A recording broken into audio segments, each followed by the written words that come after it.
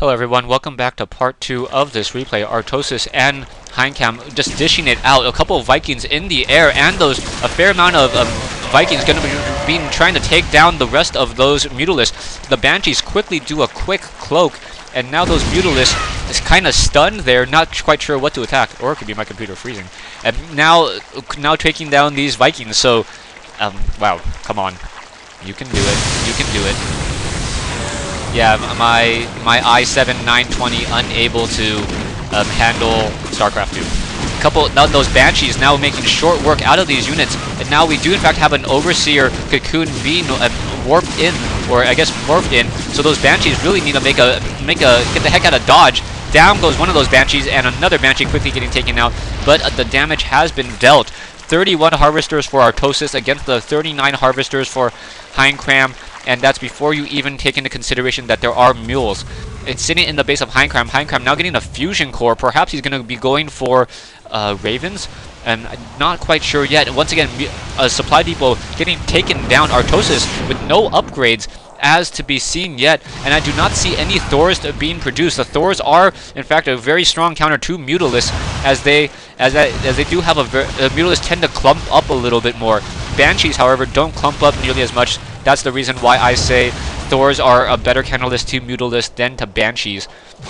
But what do I know? Factory now getting focused down by those Mutalisks. A factory already burning, and those two Vikings now able to pull back away. Are they going to be able to get a couple of hits, doing a little bit of a hit and run?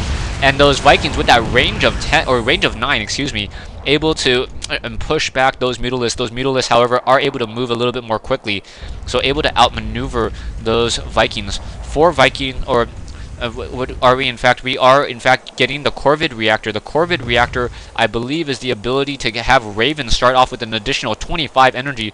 Too bad you can't stop production on this Raven for a second, so it starts off with more energy. So that Raven going to start with 52 energy instead of 75. Two Ravens up in the air, and now no Hunter Seeker missile yet. A fusion core now completed, so Hunter Seeker missile, or the Seeker missile should be finished researching momentarily. Artosis may lose a lot of these Mutalisks if those Mutalisks are clumped up together. Baneling just scampering along the ground, hasn't learned how to roll wherever it needs to go yet.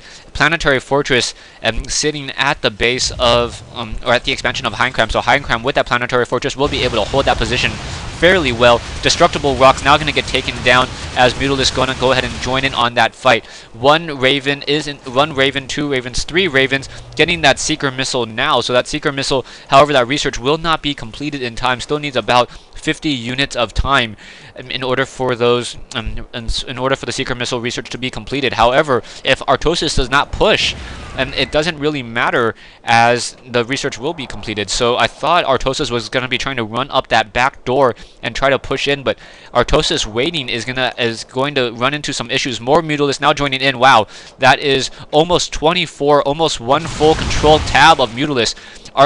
In comes some Zerglings and a couple of Marines. Those Marines now trying to get in a couple shots. Those Mutalisks still in the air, going to make short work of that factory. Factory now getting burned down. Marines once again engaging, as those Zerglings going to go ahead and fight back these Banelings. So those Banelings may be able to detonate and take down a lot of those Marines. However, as those Mutalisks are in the air, those Marines are still able to somehow focus down those Banelings instead. So those Mutalisks really want to be the meat shields against, so that those Banelings can deal their damage, but somehow very, very nicely done. Auto turrets being dropped into position as well. So those auto turrets doing a good job pushing back the rest of those Mutalisks. Once again, sitting looking at the Ravens. The Ravens, only one Raven? I thought there was more. There are in fact, what, 5 Ravens, but no Seeker, not enough energy for Seeker missile yet. So no Seeker missile essentially means that those Mutalisks are going to be safe and be able to fly another day. More Mutalisks being macroed up. Artosis is very liking this whole entire Mutaling combo. However, he does not have any upgrades on these Mutalisks, so without any additional upgrades, those Marines, okay, sorry, the Marines don't have upgrades either, so both players opting not to upgrade their units. We do in fact able to create some point defense drones. as well. So I guess a quick question or a quick suggestion to Blizzard, similar to how warp gauge, you have a number saying how many you can warp in off of your warp gates. Include that number here so we can see how many Hunter Seeker missiles these 5 Ravens can cast, how many point defense drone, how many auto turrets. You do the same for interceptors. It would just be very, very nice visually. Even if it isn't in the game, it'd be nice for the commentators to be able to say, okay, he has 3 Hunter Seeker missiles, or Seeker missiles. I can't even call the names right. So Mutalisk once again on the move. Glaive Worms, they're a name of their attack. We have a hatchery being placed down over here, not destroying these destructible rocks for some strange reason, and that hatchery is out of position. Artosis now sitting on an income, sitting on 38 harvesters compared to Hincram's 50.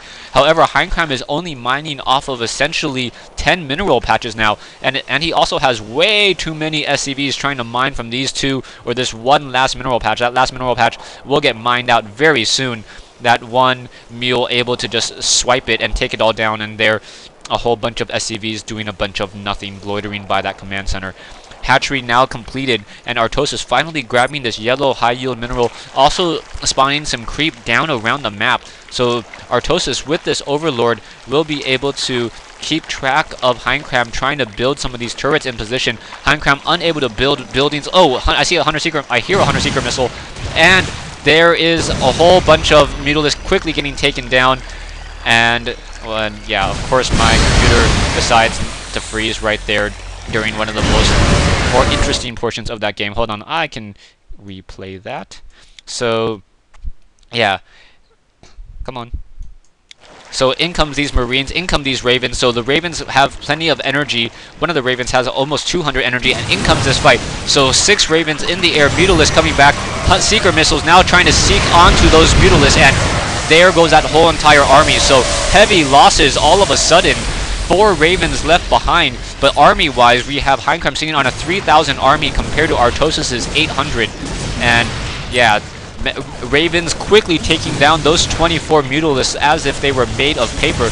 We also have auto turrets being placed down. No defense drones yet, but still more auto turrets going to be placed down and be able to just deal a fair amount of damage towards those roaches.